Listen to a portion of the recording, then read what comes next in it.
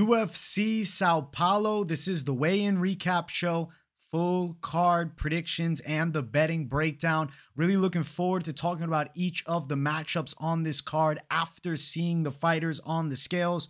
So make sure you guys smash that like button. If you're new to the channel, subscribe. Turn the post notifications on and make sure to share the video as well. And also note, I will be live for the entire UFC Sao Paulo fight card Saturday, 6 p.m. Eastern time. Do not miss the fight companion. We do have some fight cancellations due to weight misses. I'm very disappointed about Ismail Bonfim missing weight. Vince Pichel refusing to accept the fight with Bonfim. Obviously, Pichel would be compromised fighting someone that came in heavier than him, and being that he's nearly 41 years of age and he was a huge underdog, kind of makes sense why he would refuse to take this matchup. Now, it's unfortunate because we don't get to see it. Also, another cancellation. Victor Hugo misses weight for his fight against Daniel Marcos, and that not going forth, which is another unfortunate circumstance. I believe Hugo was not medically cleared to fight. It wasn't about Marcos accepting the fight or not. That sucks. I had Hugo as a big underdog on this card, and now that fight is not happening. So we've lost 2 bouts on this card the day before, which is a damn shame because one of them was featuring an up-and-coming prospect at lightweight who's a dynamic striker in Bonfim. And then on the other side, Hugo and Marcos was a battle of the future, potentially, of the bantamweight division. And I really love that fight. It is what it is. We also got one more weight miss, which we'll talk about as we get into the fights. So let's start the show off with our first fight of the night, which is Kauê Fernandes versus Marc Diakiese.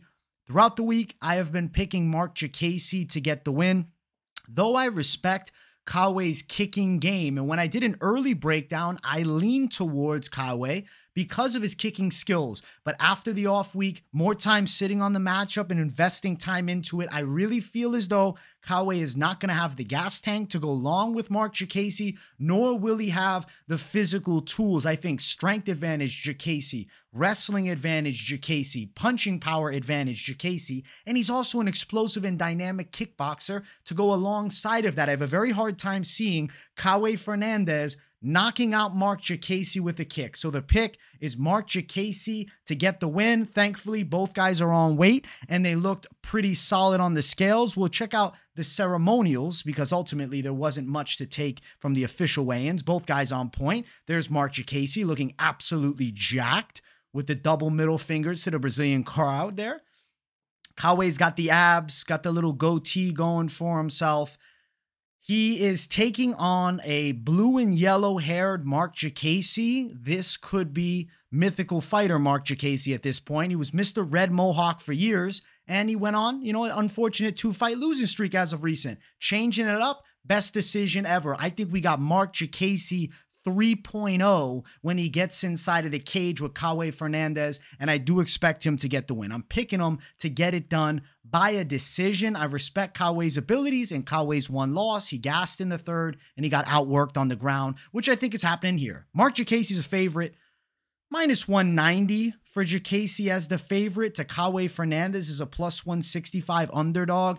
I like the side of Diakiese. Minus 190. Looking at it now is not crazy for a guy who's as credentialed as a UFC veteran with, solid enough wins in competitive fight with like Rafael Fiziev. I don't see Kauê Fernandes guillotining Marc Diakiese.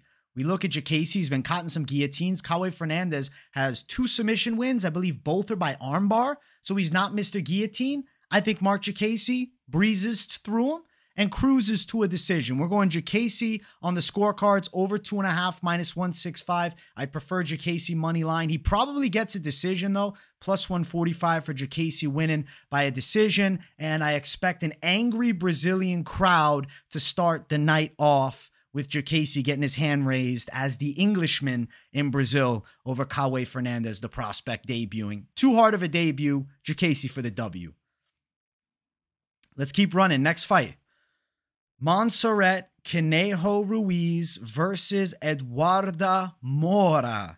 I've been picking the side of Eduarda Moura, and she missed weight by a lot. She came in at 119.5 for a fight. At 116 would be like the pound over championship weight. So she's 3.5 pounds over, and she's already significantly larger than Montserrat Conejo Ruiz. Now, obviously, you know, her missing weight, I'm not going to say affects the performance. If anything, it just gives her more strength on the ground. Moura's the pick. Moura's going to submit her in the first round. I think this is an extremely one-sided fight. Let's check them out on the scales here. Let's check them out. Actually, I will bring up the official weigh-in for Moura. There's Conejo on the ceremonial scale. And then let me find my girl's official pick here. Let me pull it up. I have it screenshotted. It looked like she definitely tried to cut some weight, but she could just be a little too large for the weight class. I mean, she is 5'6" at 115. She's pretty tall, and you'll see with the face-off, big size advantage. There's her on the scale. I mean, not a ton to see besides she looks a bit dejected, and then she looks jacked on the ceremonial scales. I think she is going to run through Montserrat Conejo. Look at the size difference. And she missed weight. I think that Moura is a bit of the boogie woman at women's 115, but very easily could be forced to move up to women's flyweight with this weight miss. She's going to destroy Montserrat Conejo, and the odds reflect my same opinion. Minus 625 for Moura. Ruiz a plus 450 underdog. I like Moura for the W. Now, Moura to win by sub is my official prediction. Sits at plus 160. And then the, under 2.5 is minus 165. I do think we're going under 2.5. I think Moura's getting her hand raised. Moura to win it via submission is my official call. Now, I'm not telling you to bet the first round for Moura because the line is plus 135, but I do think she wins by sub in round number 1. Plus 300 for first round sub. Though, Armen is a good grappler. That was Conejo's last opponent, and she did take 3 rounds to get the finish of her. But I do believe Moura's size is a bigger factor here, and I think she runs over Montserrat Conejo Ruiz. So we're going Moura for the W, dominance, one-sided. Yeah, high confidence pick. Lines reflect the confidence, though. Next fight on the card, another ladies matchup. We have Angela Hill versus Denise Gomes, guys. I'm picking Angela Hill, and I have been all week. I'm leaning towards the OG underdog side over the unknown with the new blood. Yes, she punches hard. Yes, she's explosive. Yes, she's impressive. Okay? But nonetheless, Angela Hill has fought everyone. She does have a recent win over Lupita Godinez, who's a tremendous prospect. Gomes is only 23, and she's the favorite over an OG like Angela Hill. I just can't pick that side. It doesn't make sense to me here. I think Angela Hill wins a hard-fought decision. Now, Gomes looks badass with the haircut. She did say she didn't want it this short. It just didn't look good long. I actually like this look for her. She looks pretty badass here. 23-year-old Savage. And then on the other side, Angela Hill, 38-year-old Savage. Veteran of the game, has fought everyone. She's never been knocked out. I don't see Gomes knocking out Angela Hill. I don't buy it. I think she's good, but she's not there yet. Not at 23. There's the face-off. I think Angela Hill wins a hard-fought 3 rounds against a great Brazilian prospect, but someone that just wasn't ready for this step up in competition just yet. You should have gave her another year. It's too much too soon. Angela Hill for the win. Underdog Angela, plus 130 for Angela Overkill Hill. She's not over the hill. I think she's still got some juice left in her game. Plus 130 dog. Gomes, minus 150 favorite. We're probably going over at minus 300. Hill to win via decision, plus 125. Yeah, give me Angela Hill for the win. Give me Angela Hill by decision. I don't know why you'd play a plus 125 decision prop. Just money line the plus 130. That makes 0 sense to me why a decision is worse odds than the straight money line. That would just be a stupid bet. Angela Hill, money line, underdog, a dog that I'm picking, a dog that I like here, and a dog that I see coming through. I'm going with Hill over the young prospect. Yes, Gomes looked good in the last 2, but Angela Hill is the biggest fight of her life, and she's fought everyone and shown that durability and ability to go long. Also, common opponent, Jin Yu Fry. Excuse me, not Jin Yu Fry. Am I mixing up the names? Yeah, Loma Lukeboom. Angela Hill beat Loma Lukeboom. Denise Gomes lost to her, not using MMA math, but just mentioning that wasn't that long ago. It was a year ago. Not even. Less than a year ago. About a year ago exactly, actually. Angela Hill's going to win. Angela Hill for the W. Next fight on the card, we have Vitor Petrino versus Modestas Bukauskas. I've been picking Petrino to get the win. I've spoke upon him still having a raw skill set, but his freakish athleticism and strength does make up for his potential lack of sharpened technical tools. I think he has a grappling advantage over Modestas Bukauskas here, as well as a punching power edge. Bukauskas could get rocked on the feet by Petrino, who has telephone pole fists. Now, doesn't have crispy boxing just yet. He's only 26, and he has a ton of time to grow his skill set, specifically at light heavyweight. Bukauskas is a very winnable fight for Petrino, specifically with him probably looking to engage in the grappling where he'll have a big physical strength advantage. Petrino for the W. Let's look at Bukauskas, though, because he does look solid on the scale. I give Bukauskas credit. Got the abs flowing, looks in real good shape. On the opposite side, we got Petrino, who is shredded and jacked with the sick front double. Got the abs popping out. Look at this beast. Petrino's a specimen. And then there's the face-off. You can see, I mean, Bukauskas is not a small man. He's pretty jacked too. But I think Petrino is just physically stronger and clearly going to be more explosive. There's a punching power advantage and, you know, a threat on the feet of a knockout for the side of Petrino. If Bukauskas is to win, he needs to fend off takedowns, avoid big punches, and outpoint Petrino for 3 rounds, which I just don't see him doing. I'm going Petrino for the win. I think he's going to get a ground and pound KO. Minus 240 for Petrino with Bukauskas as a plus 205 underdog in this spot here. Now, I do think we are going under 2.5, which is minus 133, but I don't love the odds of it. And it's not like Petrino couldn't win a decision. Petrino to win by KO is plus 225. He's a little bit of a wider favorite at minus 240. I expect him to win the fight. You're betting on a guy that seems to have a shitload of potential and I think can outwork a Modestas Bukauskas, who's an okay striker, a bit flat at times, and not super explosive. Give me Petrino for the win, and I see him getting it done on the ground with big shots from the top. Not impossible for him to grab a sub, because last time he got a sub, but granted, that was his first professional submission win. But a big, strong guy with an arm triangle, it's possible here too.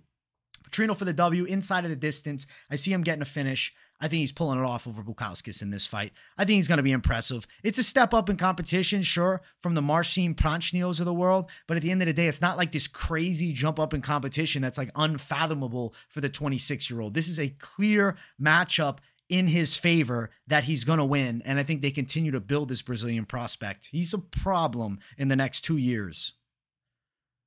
Next fight on the card, we have Elizeu Zaleski versus Rinat Fakhretdinov. If you guys have been watching the channel all week, you know Rinat Fakhretdinov, I've said, is the lock of the week. He's the lock of this card. I expect him to definitely get a win. Yes, the odds have consistently gotten wider since I announced him as the lock, but it is what it is because I'm riding with what I feel is the true lock here, and that's why I got 9 in a row. This one here with Rinat Fakhretdinov is going to push me to 10 lock picks in a row, which I see happening. Elizeu Zaleski, good kickboxer, explosive guy, OG of the game. Fakhretdinov with a clear grappling advantage, the better wrestler, younger guy, and I think he has a tricky stand-up style that Zaleski might struggle with from the outside. I'm picking Fakhretdinov to win. I think he would be live for a finish, though I'm not going to officially predict that. I'm going to say that Fakhretdinov has a chance of winning a decision. Now, he does have potentially the knockout potential, He has the potential of a KO win. Could lock up a sub against a hurt Zaleski as well, but could also grind to a dominant 3-round decision like his first 2 UFC fights. But last time he ran through Kevin Lee with ease. I got Rinat Fakhretdinov for the win, guys. High confidence call. He's beaten the OG Zaleski, and that is why he is the lock of the week on this card. There is Zaleski. He's got the swagger. The Brazilian crowd was going nuts for him, as they should. That's their son right there. This is Mr. Brazil himself, and he's a good fighter. But come on. Rinat Fakhretdinov, listen, Abu Bakr Nurmagomedov, split decision loss to Zaleski. I'm sending in Fakhretdinov for Team OV to get the victory. I think he's going to run him over. I like Fakhretdinov with the Brazilian headband, too. Looks in great shape, looks intimidating with the beard, as he normally does. I think this guy's a monster.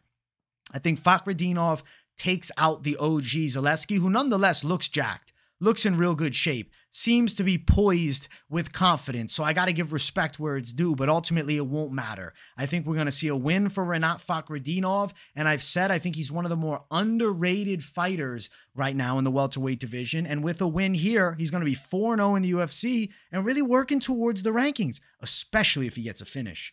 Fakhretdinov is a -325 favorite, not a great line, but it is what it is.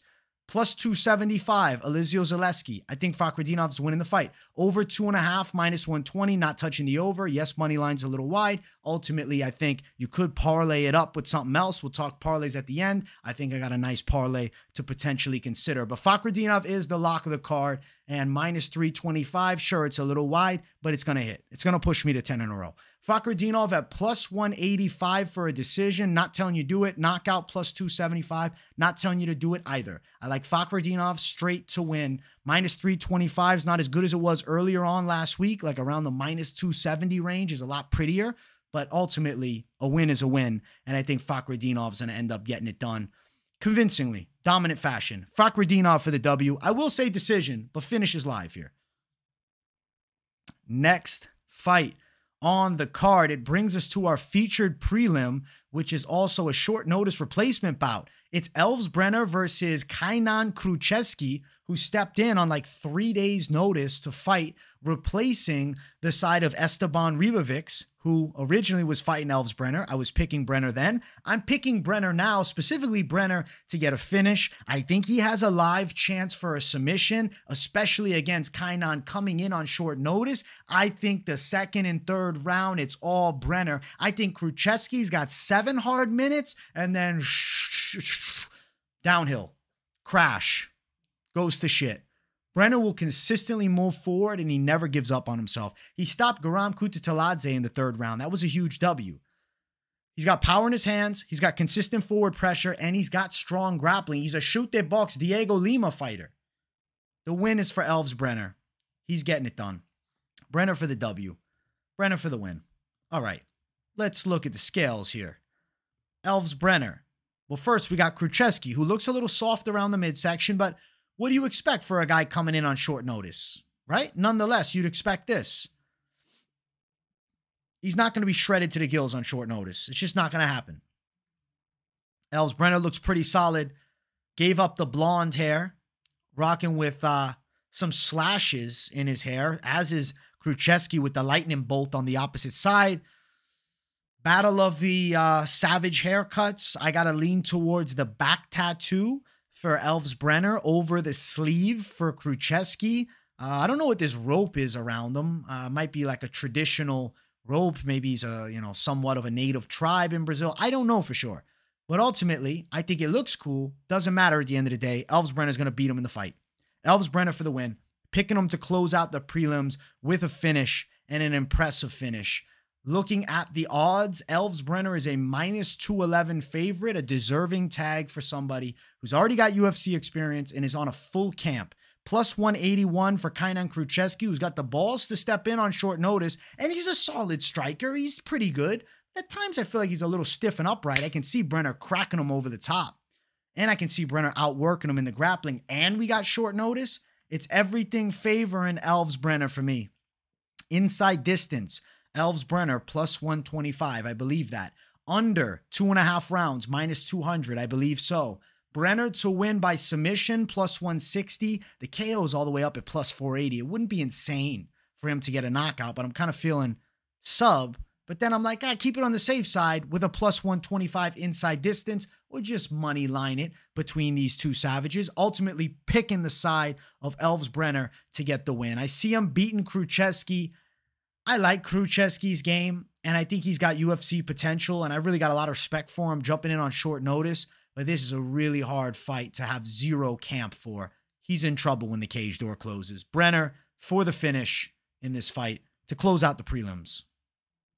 Let's keep on running up the card, and let's jump to our main card opener. It is Rodolfo Vieira versus Armen Petrosyan.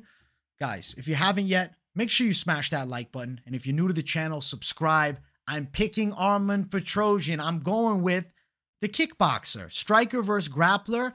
But in this fight here, Rodolfo Vieira is not my Division I wrestling grappler that I know is going to be able to close the gap on Petrosyan and get him to the floor. If he gets Petrosyan in bad spots, that's scary for him. Though, Petrosyan was out-grappled by Borralho, who's a tremendous grappler, and survived the onslaught. I think Petrosyan is going to shine in the stand-up and out-kickbox Vieira. Vieira last fight was dropped against Cody Brundage. That did not age well. I think that Armen Petrosyan is going to knock him out. KO win for Petrosyan. I'm going with the kickboxer. The way Vieira wins, he needs to back up Petrosyan, clinch him against the cage, and find a way to climb the back. If we're talking in the open space, stand up, I think Vieira is sitting there as like a sitting duck to be flatlined. Petrosyan with his punches or kicks, elbows on the inside and knees. He's going to be way too vicious for Rodolfo Vieira. I'm going Petrosyan, the kickboxer, for the W over the jiu-jitsu champion. Takedown defense is pretty good for Petrosyan. There is Armen Petrosyan, who's really tall, but has like unfortunately short arms. Could also be that he has like a narrow frame with his shoulders. His arms don't look like crazy short, but they're not long by any means. What, 71-inch reach at 6'2"? That's kind of weird, right? And then on the other side, we got Rodolfo Vieira putting the double thumbs up. He looks in good shape and ready to rock. But I think he's outmatched in the stand-up. There's the face-off here. It's like, you know, chill face-off. Vieira looks jacked as always. Maybe he slimmed down a little. He still looks pretty jacked. I don't know. People were saying in my live chat they thought he slimmed down. Maybe a little bit, but I don't think much. It won't matter here. Petrosyan will stay out of the bad spots in the grappling transitions. He'll outstrike him and he'll knock him unconscious. I'm going for the side of Armen Petrosyan to get a knockout win in Brazil. Looking at the odds, Petrosyan is an underdog, -103, with Vieira as a -117 favorite. Looking towards the knockout prop for Petrosyan, it sits at +250. I'd rather just moneyline the dog. It's not impossible. Petrosyan gets it on the judges' scorecards by any means. But I'm going Petrosyan, and I feel pretty good about him winning this fight. Vieira is limited as it gets in the stand-up. Yes, he's got good jits, but he's not a very good wrestler. I think Petrosyan stops the takedown onslaught and beats him up on the feet. Petrosyan with a KO. Let's go. Let's go. Let's keep running up this main card. Next fight on the main card, it's Caio Borralho versus Abus Magomedov. I've been picking Abus Magomedov, and I recognize that Caio Borralho is a scary fight for him. And post-weigh-in, I'm maybe a little nervous, but no. I'm sticking with my guy Magomedov because I believe in the kickboxing from distance. I believe in the physical strength and the potential to defend the Caio Borralho grappling onslaught. Yes, Borralho's got decent stand-up, karate-esque striking style, but I think Magomedov's more vicious. I think Magomedov and him have a competitive 3 rounds, and a lot of respect is gained on the Magomedov name, and he wins it on the cards. He did win the first round against Sean Strickland, but everybody seems to forget he had that good first round because he sucked in the second round. Fair, the gas tank blew. He blew a wad in that fight. Was it the fatigue? Lacking training camp? Was it an adrenaline dump? We'll find out in this fight. We're going to get all our answers in this fight. I'm picking Magomedov. He shouldn't be this big of a dog against Caio Borralho, who's a good prospect, but I guess I'm just not convinced. I'm not convinced yet. There's Abus Magomedov, who had a ton of hype coming into his UFC debut and his second fight against Sean Strickland, who's now the world champ. There's a front double bicep flex. And then there's Caio Borralho on the other side. He looks intense with that free spirit neck tat. He's a menace for the neck tat. Then we got the face-off, which I will say, Borralho looked a lot larger than I anticipated him to look at the face-offs, because he looks about the same height of Abus Magomedov, but like seems to have like a slightly larger and more menacing frame to him, right? You guys see what I'm saying? But I'm picking Magomedov nonetheless. I'm not going to fear Caio Borralho, who does look intimidating at the face-offs. I'm not going to fear. Now, the odds. +240 for Abus Magomedov, with the side of Caio Borralho as a -280 underdog. Let's see here. Magomedov by decision +600. Wouldn't play it. I just moneyline it, but looking at it. Magomedov KO +465. If you're looking to play this fight, just moneyline it. +240. Straight moneyline onslaught for Abus Magomedov, man. I think he gets it done. think he gets it done. Hard fight, though. And, like, I'm not saying this is my most confident pick on the card by any means, but I'm picking him because it's a winnable fight for him, and I think he's getting slept on by everybody, especially the bookies, because he shouldn't be a huge underdog against Caio, who's good, but not proven to be unbeatable. I'm riding with Magomedov to get the upset in Brazil. Big dog here in this fight. Next fight on the card is the most anticipated rematch in the past 10 years of the heavyweight division. That is a complete and blatant lie. I'll be honest, I think a lot of people forget that this even is a rematch, and Tapology doesn't even have it listed as a rematch because nobody is even thinking about their first fight, but it did happen before. I'm saying Nascimento to win. I'm telling you the pick out the gate. He won last time by submission. I feel like it's going to look the same. I'm not saying Nascimento is the future world champ, but I'm not sold that Don'Tale Mayes has the stopping power to knock out Rodrigo Nascimento. I think Nascimento can strike with him. I think Nascimento can put him on his back and can look for a sub and get the win. I'm picking Nascimento, rinse and repeat of last time. Since their last fight, yes, Nascimento win there 3.5 years ago. Dawkins killed him in like 40 seconds by knockout. Balde, no contest, but he won. Tanner Bozier split. Ilir Latifi split. Not impressive wins, sure. But I'm still going to pick him to win here. On the other side, Hamdouli Abdullah Wahab on steroids, still loss for him there. Augusto Sakai loss, which I think could look similar to this fight if Nascimento doesn't finish. And then he knocked out Andrei Arlovsky's ghost. Well, I mean, it's Andrei Arlovsky, but, you know, is it? He knocked out Andrei Arlovsky at, 63. I think he's like 44, 43, something like that. You know what I'm saying? He beat Andrei Arlovsky well past his best years. I'm picking Nascimento to get the win. And like I said, most anticipated rematch we've ever seen. All right, let's look at the face-off. Well, first, let's look at Don'Tale Mayes. Looks thick boyed up, got some new ink on him. Let's see what he brings. I mean, him and John Jones have been grappling, and that's why John Jones tore his pec. And then there's Nascimento, who has kind of like a, hourglass physique of mush. This has got to be one of the worst waistlines in UFC history. But it is what it is. Nascimento's a big boy, and he still can fight. It's not a physique contest.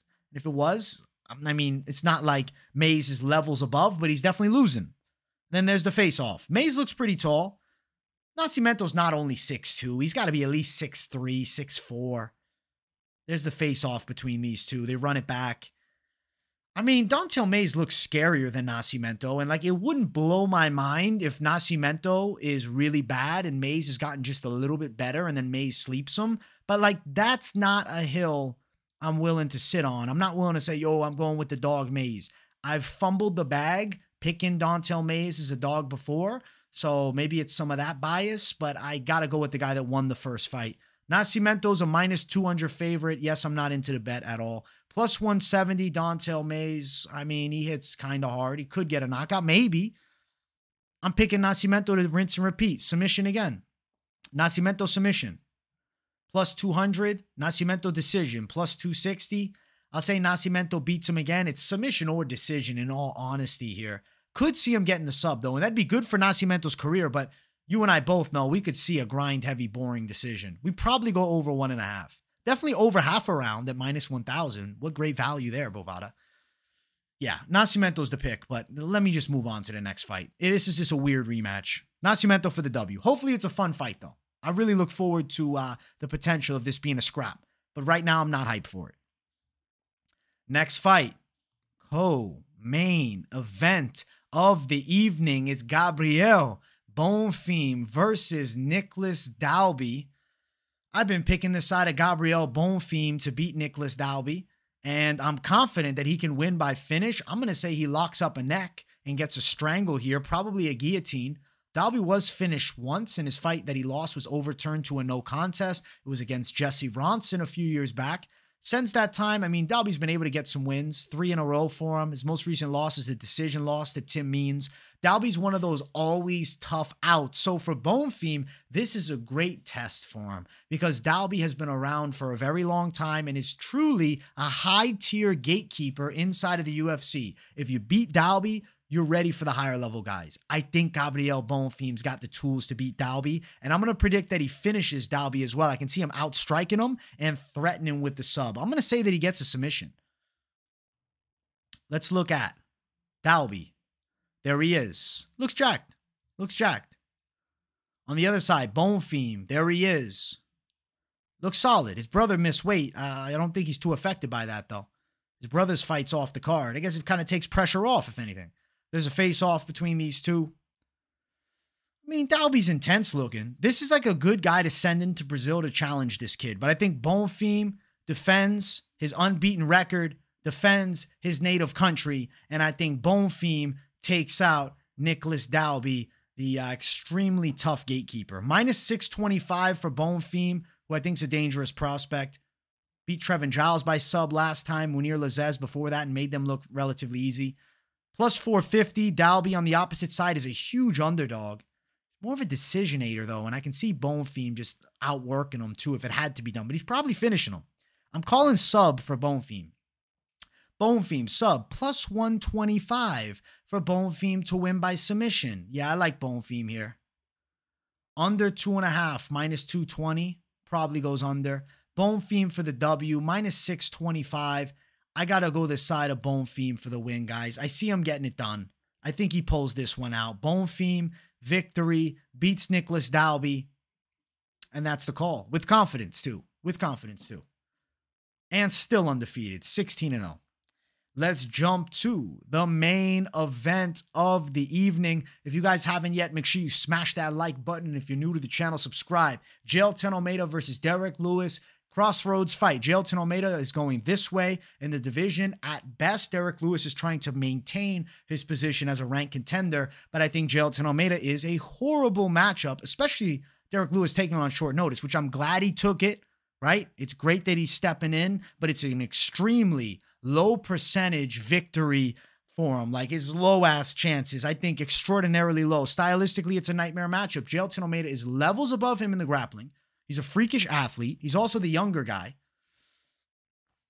Jailton Almeida is probably going to take Derek Lewis down, put him on his back, mount him, throw punches from top, and then get a rear naked choke as Derek Lewis gives his back to try and stand. Or he's going to take him down and get an arm triangle win. You might see a very patient Jailton Almeida on top, holding position, keeping Derek Lewis in the spot, because I do think Jailton Almeida is calculated with his onslaught, and I can see him locking the position down, beating Derek Lewis up a bit before advancing to get that finish. We all know Derek Lewis is an extremely hard puncher, and if Jailton Almeida fights recklessly and tries to out-kickbox him, he could get his lights put out, as could any fighter on the planet when they face Derek Lewis. But ultimately, he's not going to do that. Sergey Spivak took Lewis right to the ground and submitted him. Expect this fight to look fairly similar. Lewis doing the UFC a favor, stepping in, keeping this main event alive. It was supposed to be Curtis Blades. He pulled out. Jailton Almeida now faces Derek Lewis, and I think he's going to shine here against the legendary Derek Lewis, who's coming off a win over Marcos Egirio de Lima, and is a guy I love. And I picked him over Marcos as a dog. Not here. There's Derek Lewis. I mean, he looks leaner. The D-Lew abs are like kind of there, but like he's coming with a little bit more chest fat. The titties are not looking great in this one for D-Lew. I'm a little concerned about the nips, man. But I mean, there's still some bit of visible abs. He looks in better shape than he has in previous fights, but I don't think he looks as good as last fight. And why would he? He took it on short notice. Big puncher, Derek Lewis. I think he's losing. There's Jailton Almeida. He looks excited. I feel like he could make 205, but he's going to be able to dominate so many fighters in the grappling department here at 230-something pounds, what he weighed in at. There's Jailton, looks solid. He could make 205, but he has a huge grappling edge over the vast majority of guys at heavyweight. And realistically, vast majority of guys at 205 could potentially see him go drop down a weight class at some point. Throws up the heart, and then we got the face-off. D-Lew looking thick boy, stylistic matchup. Striker versus grappler, knockout puncher versus, a submission master. I'm going to go with the submission master. I'm going with Jailton Almeida to win. I think he's going to get the sub over Derek Lewis, especially a short notice Derek Lewis stepping in here. Love D-Lew, as I know we all do, but unfortunately, this is not a very winnable matchup for him against Jailton Almeida. He's going to need a shot in the first minute of the fight that extreme compromise of Jailton Almeida, which I just don't see landing. Minus 550, Jailton Almeida. Plus 400, Derek Lewis. Looking at it, let's see here. Jailton by sub, my official call, minus 180. I do think he's going to get the sub, and I feel like it's probably in the first round. Under 1.5 is minus 345. I predict it does go under 1.5 unless Jailton is extremely calculated and just controls for the whole first round. Not impossible. Jailton in round number 1, minus 165. Round 2, plus 325. Jailton by sub, minus 145 in round 1. Round 2, plus 800. I think he's probably winning in round 1. I'm predicting that we got a Jailton Almeida first round sub. Yes, it's an ugly money line, but he's going to win the fight. And he's going to beat Derek Lewis. And he's really working his way towards the upper echelon. And we could see him challenging for a belt in 2024. But maybe with the John Jones delay 2025. Nonetheless, huge fights with Jailton Almeida's name right on it. And I'm damn excited for it. Unfortunately, he's got to take out my guy, Derek Lewis here. But guys, we're not done just yet. We got to talk parlays. Let's parlay some things up. Let's see what we can come up with for this card. Now, we have lost fights, man. We have lost fights on this card. Big Dog, Hugo, High Confidence, Bonfim. There's fights that are off of it. And it's unfortunate. But I'll tell you this. Eduarda Moura stands strong in what looks to be a bit of a lock on this card. Even at the disgusting line, she's going to run through her opponent. Yes, fact. Jailton Almeida together, it's minus 246. Now, hold on. Yes, it sucks. I'm not done yet. Renat, minus 122. Now we got near even money for something that I see happening. I like these three. You want to add in some more steam, but on the safe side, you want to keep a safe steam. Plus 125, Angela Hill now gives you plus 310 for a 4-peat. If you think that Diakiese early can get it done, plus 535. And if you believe in the beast of Petrino, plus 802. Now, if you're like, fuck Angela Hill, what do I got here? Plus 300 with all favorites, but I like mixing in a little dog action. It's unfortunate I can't throw Hugo in because I like the big plus money that was throwing me, and I believed in that fight. Do we go Elves Brener, plus 1202? Armen Petrosyan, plus 2,443. Now, we're getting absolutely crazy. But it's just truth, man. I'm giving you truth. I think that one, like, it has a fighting chance, for sure. Fighting chance. If you want to go early, mark Diakiese, and then just ride it with, Renat, you got plus 100 for that. And then if you had Jailton at the top, plus 142. So it can still bring you in the plus money zone. If you're like, yo, keep Renat off my lineup. I want closer money fights. Diakiese Brenner's interesting at plus 130. With the likes of Petrosyan, plus 354. Or if you go with OG Angela Hill, what are we sitting at now? Plus 125. Now you got plus 423. Also think the over in the Hill fight is pretty live to cash. That's what, plus 613. But if you don't have Angela Hill in the lineup, it's still plus 217. I like Angela Hill as a dog, though. I think she can win. Obviously, you guys can kind of read where my confidence is at. I like Jailton Almeida at the top to win over Derek Lewis. Most likely him to win via submission. I think there's a extreme chance of him getting a sub over Derek Lewis. So maybe some of you guys are like, yo, let's do the submission prop. Let's see here. What? Minus 120 for a sub I'm finding for Almeida? That's a steal if you can find it. That's a steal and a half if you can find it. Renat, plus 137. Let's take Renat out of it. Just try to mix some things up. Bonfim with him is plus 114. With Renat, plus 177. I think this all happens too. I mean, if you were ballsy and you said, yo, give me Bonfim by sub as well, now you got big plus money. And then even if you took Renat off, you got plus 322 for trying to Mystic Mac it. And you throw some early heat on your lineup with Diakiese to get the win. And then let's say even you went Angela Hill, now you got plus 1802.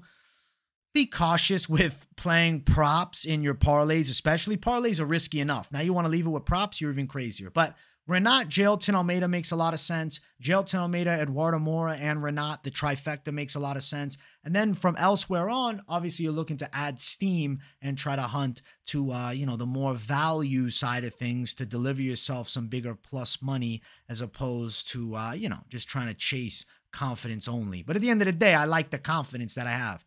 Diakiese and Almeida, minus 115. I think this one could definitely hit. Armen Petrosyan, plus 265. with Angela Hill also on the side, plus 720.